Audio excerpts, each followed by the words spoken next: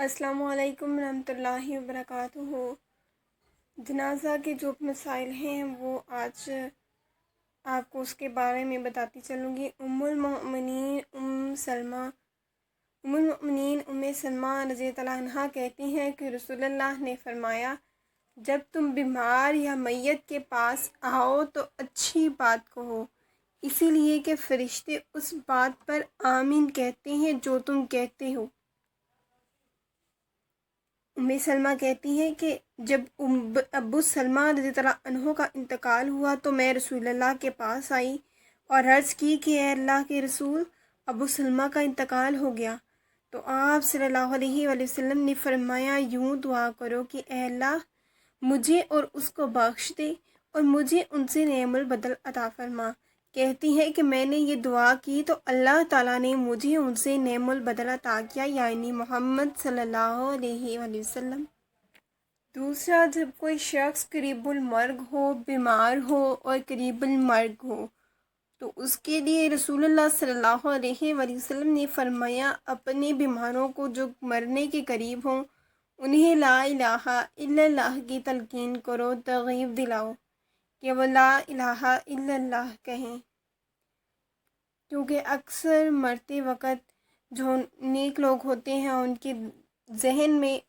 کلمہ آ جاتا ہے، وہ پڑھ لیتے ہیں، اللہ ان کو پڑھنا نصیب فرماتے ہیں۔ اور باقی اگر کسی کے ذہن میں نہ ہو تو آپ اس کو ترغیب دیں، تلقین کریں کہ وہ کلمہ پڑھ لے۔ تیسرا، ام المؤمنین عائشہ صدیقہ رضی اللہ عنہا کہتی ہیں کہ رسول اللہ نے فرمایا،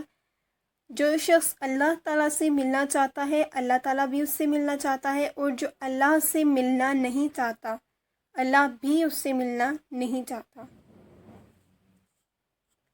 پھر جو ام المؤمنین عائشہ صدیقہ رضی اللہ عنہا کہتی ہیں کہ میں نے عرض کی کہ یا رسول اللہ، موت کو تو ہم میں سے سب ناپسند کرتے ہیں۔ تو آپ صلی اللہ علیہ وآلہ وسلم نے فرمایا،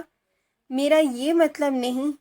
بلکہ جب مومن کا آخری وقت ہوتا ہے تو اس کو اللہ کی رحمت اور رضامندی اور جنت کی خوشخبری دی جاتی ہے تو وہ اللہ سے ملنا چاہتا ہے اور بیماری اور دنیا کے مکروہات سے جلد خلاصی پانا چاہتا ہے، اور اللہ بھی اس سے ملنا چاہتا ہے۔ تو دوسری طرف جب کافر کا آخری وقت ہوتا ہے اور جب کافر کا آخری وقت ہوتا ہے تو اس کو اللہ کے عذاب اور اس کے غصے کی خبر دی جاتی ہے تو وہ اللہ تعالیٰ سے ملنا پسند نہیں کرتا اور اللہ عز و جل بھی اس سے ملنا پسند نہیں کرتا۔ ایک دوسری روایت میں شریح بن حانی سے روایت ہے کہ سیدنا ابو ہریرہ رضی اللہ عنہ نے کہا کہ رسول اللہ نے فرمایا، جو کوئی اللہ سے ملنا چاہتا ہے اللہ بھی اس سے ملنا چاہتا ہے، اور جو کوئی اللہ تعالیٰ سے ملنا ناپسند کرتا ہے تو اللہ تعالیٰ بھی اس سے ملنا پسند نہیں کرتے۔ میں یہ حدیث سیدنا ابو ہریرہ رضی اللہ عنہ سے سن کر ام المؤمنین عائشہ صدیقہ رضی اللہ عنہ کے پاس گیا اور کہا کہ اے ام المؤمنین، ابو ہریرہ رضی اللہ عنہ نے ہم سے رسول اللہ صلی اللہ علیہ وسلم کی وہ حدیث بیان کی کہ اگر وہ حدیث ٹھیک ہو تو ہم سب تباہ ہو گئے۔ انہوں نے کہا کہ رسول اللہ کے فرمانے سے جو ہلاک ہوا وہی حقیقت میں ہلاک ہوا، کہو تو وہ حدیث کیا ہے؟ میں نے کہا کہ رسول اللہ نے فرمایا، جو اللہ تعالیٰ سے ملنا چاہتا ہے اللہ بھی اس سے ملنا چاہتے ہیں، اور جو اللہ سے ملنا نہیں چاہتا اللہ بھی اس سے ملنا نہیں چاہتا، اور ہم میں سے تو کوئی ایسا نہیں ہے جو مرنے کو برا نہ سمجھے۔ پھر ام المؤمنین عائشہ صدیقہ رضی اللہ عنہا نے کہا کہ بے شک رسول اللہ صلی اللہ علیہ وآلہ وسلم نے فرمایا، لیکن اس کا مطلب یہ نہیں ہے جو تم سمجھتے ہو، بلکہ جب آنکھیں پھر جائیں اور سانس سینے میں ڈک جائے اور روئیں یعنی بال بدن پر کھڑے ہو جائیں اور انگلیاں تشنج زدہ ہو جائیں،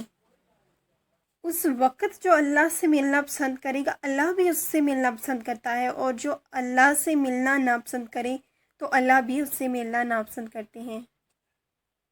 اور موت کے وقت کیا گمان ہو، سیدنا جابر رضی اللہ عنہ کہتے ہیں کہ میں نے رسول اللہ صلی اللہ علیہ وآلہ وسلم کو ان کی وفات سے 3 روز قبل یہ فرماتے ہوئے سنا کہ تم میں سے کوئی آدمی نہ مرے مگر اللہ کے ساتھ نیک گمان رکھ کر۔ یعنی خاتمے کے وقت اللہ کی رحمت سے نا امید نہ ہو، بلکہ اپنے مالک کے فضل و کرم کی امید رکھے اور اپنی نجات اور مغفرت کا گمان رکھے۔ اور جب میت کی آنکھیں بند کرنے کا وقت ہو تو اس وقت جو آنکھیں ہوتی ہیں وہ پتھرا جاتی ہیں اور روح نکلتی ہے تو آنکھیں اس کا پیچھا کرتی ہیں۔ اللہ ہم سب پر رحم فرمائے۔ تو اپنے لیے اس وقت اور روح جو میت ہوتی ہے، جو پرواز کر چکی ہوتی ہے، اس کے لیے اچھی دعا مانگا کریں، کیونکہ اس وقت جو دعا مانگتے ہیں اس پر فرشتے آمین کہتے ہیں۔ اور ایک کہ حضور پاک صلی اللہ علیہ وآلہ وسلم نے جب وفات پائی تو ان پر کون سی چادر ڈال دی گئی تھی؟ ام المؤمنین عائشہ صدیقہ رضی اللہ عنہا کہتی ہیں کہ جب رسول اللہ نے وفات پائی تو آپ صلی اللہ علیہ وآلہ وسلم پر ایک یمنی چادر ڈال دی گئی تھی۔ سیدنا ابو ہریرہ رضی اللہ تعالیٰ عنہ نبی کریم صلی اللہ علیہ وآلہ وسلم سے بیان کرتے ہوئے کہتے ہیں کہ جب ایماندار کی روح بدن سے نکلتی ہے تو اس کے آگے 2 فرشتے آتے ہیں اور اس کو آسمان پر چڑھا لے جاتے ہیں۔ اب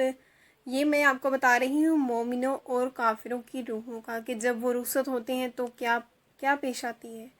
کیا معاملہ پیش آتا ہے۔ تو سیدنا ابو ہریرہ رضی اللہ عنہ نبی کریم صلی اللہ علیہ وآلہ وسلم سے بیان کرتے ہوئے کہتے ہیں کہ جب ایماندار کی روح بدن سے نکلتی ہے تو اس کے آگے 2 فرشتے آتے ہیں اور اس کو آسمان پر چڑھا لے جاتے ہیں۔ تو حماد جو راوی حدیث کرتے ہیں انہوں نے کہا کہ سیدنا ابو ہریرہ رضی اللہ عنہ نے اس روح کی خوشبو کا اور مشک کا ذکر بھی کیا اور کہا آسمان والے فرشتے کہتے ہیں کہ کوئی پاک روح زمین کی طرف سے آئی ہے، اللہ تجھ پر رحمت کرے اور تیرے بدن پر جس کو تو نے آباد رکھا۔ پھر رب العالمین کے پاس اس کو لے جاتے ہیں، پھر رب العالمین فرماتا ہے کہ اس کو لے جاؤ اپنے مقام میں، یعنی علیین، جہاں مومنوں کی ارواح رہتی ہے وہاں پر لے جایا جاتا ہے، پھر قیامت تک وہیں رکھو۔ پھر جب کافر کی روح نکلتی ہے تو جو راوی حدیث حماد ہیں انہوں نے کہا کہ سیدنا ابو ہریرہ رضی اللہ عنہ نے اس کی بدبو اور اس پر لعنت کا ذکر کیا۔ یہ آسمان والے کہتے ہیں کہ کوئی ناپاک روح زمین کی طرف سے آئی ہے، پھر حکم ہوتا ہے کہ اس کو لے جاؤ اپنے مقام سجین میں، جہاں کافروں کی روحیں رہتی ہیں قیامت ہونے تک۔ سیدنا ابو ہریرہ رضی اللہ عنہ نے کہا رسول اللہ صلی اللہ علیہ وآلہ وسلم نے ایک باریک کپڑا جو آپ صلی اللہ علیہ وسلم اوڑے ہوئے تھے جب کافر کی روح کا ذکر کیا تو اس کی بدبو بیان کرنے کو اپنی ناک پر ڈال کر دکھاتے ہوئے فرمایا اس طرح سے اس کی بدبو اس قدر ہوگی کہ آپ صلی اللہ علیہ وآلہ وسلم نے کپڑے کو ناک پر رکھ کر پھر فرمایا کہ اس طرح سے بدبو آئے گی۔